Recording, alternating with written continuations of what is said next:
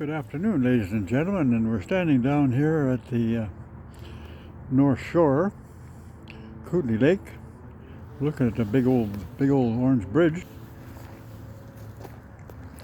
And we're in a beautiful shady spot here.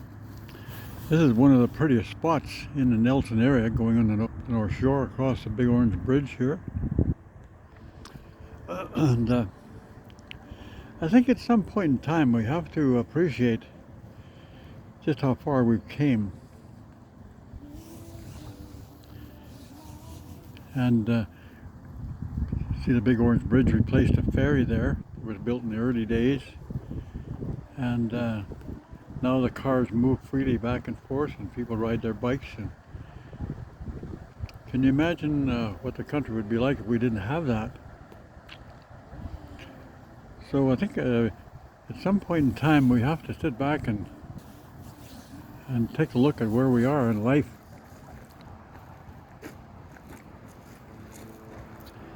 And give gratitude and being thankful for where we are in life, and realize that we've got it pretty good as long as we can wake up in the morning.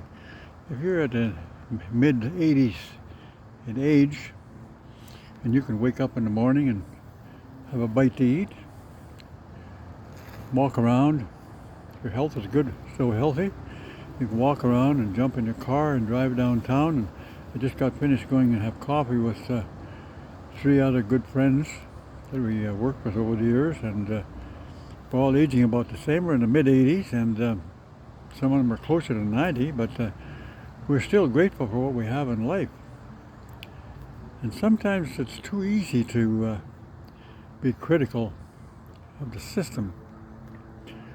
Now, the only thing that I noticed as a senior, I don't have all the answers, but what's happened with the government we have in charge across the world, the politicians have ripped out the middle class people. They've arranged the prices up so high on a lot of the products like houses and stuff like that, and they've become out of reach for a lot of people. So our fairness in the world has gone to pieces. So what's happened, instead of having 3 classes, we have usually had the poor class, and we had the middle class, and then we had the top class, and now we are down to 2. We have the people who are quite rich, maybe very rich, the people that run the countries, have all the money scooped off for themselves, and then there's the poor, the working class, the ones that are able to work, and also the people that are too poor and they don't have the health and not able to work.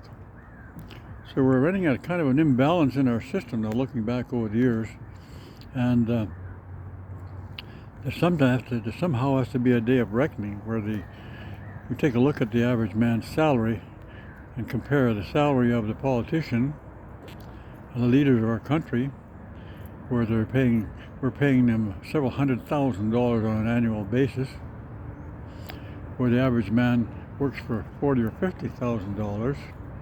There's an imbalance in the system there. So the person that has control of all the money and adjusts prices can raise the price up to wherever they want them, and they have full control of us. So it's a matter of raising the prices up and also raising the taxes up. So what happens is that we're taxed. We have too many taxes, and taxes are taking some cases almost 50% of our money. So hopefully in the next election that we're coming into now, that there will be some consideration across the world for that, because the people will be waking up and starting to realize that, my God, there's a lot of money in the country, but most of the rich people have it, collected it all up for themselves, and they've raised the prices up, so we can't afford to operate anymore, and raise the taxes up to keep us squeaking away and working really hard to make enough money so we can eat and so we can buy things. And the price of housing now is beyond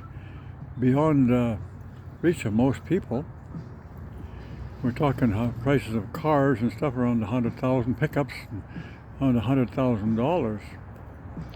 We ought to compare that where, like I bought a new pickup in 1963 for $3,200. That same pickup today would probably be the biggest part of $100,000. And yet the wages haven't gone up in proportion to that. So I think we have to have a day of reckoning pretty soon where the people will wake up and realize that, look, at too much money is being scraped off of us in taxes and tucked away into the pockets of people who are rich, and they're running the rules and just keeping our nose to the grindstone. We can just barely squeak by. And it's time that we took a look at why we're paying politicians, hundreds of thousands of dollars a year when the average person makes 40 or 50. So it has to be a day of reckoning there. We have to put that middle class back in there. Or that, or drop the prices of the houses and drop the prices of cars and things like that down where they're more affordable. Because it's very difficult for a young couple starting out now from Square, one, to get married and buy a house and to be able to afford to live. So we're getting to the point where people are moving in with their mums and dads because they can't afford to live. Well, that don't work in all cases because the jobs might not be in the same town. But we have to be thankful for what we have. And during coffee today, we talked about how nice it was to have a pension and to be able to afford to rent an apartment where we can live and buy our housing, buy our food, stuff like that. Now, there are some poor people who started out and didn't have that third pension. Now in Canada, we have the old age pension and Canada pension. But if you don't have a third pension there, or you haven't put some money away and invested it in some business where you got a good return, living is very tough. So have yourself a great day. We should be totally grateful and thankful where we are in life. If we're healthy and we wake up in the morning and we can walk and talk and enjoy life, have an ice cream cone and sit and talk to people and enjoy life, have yourself a great day. And we have a lot better than most people do. So thank you and have a great day.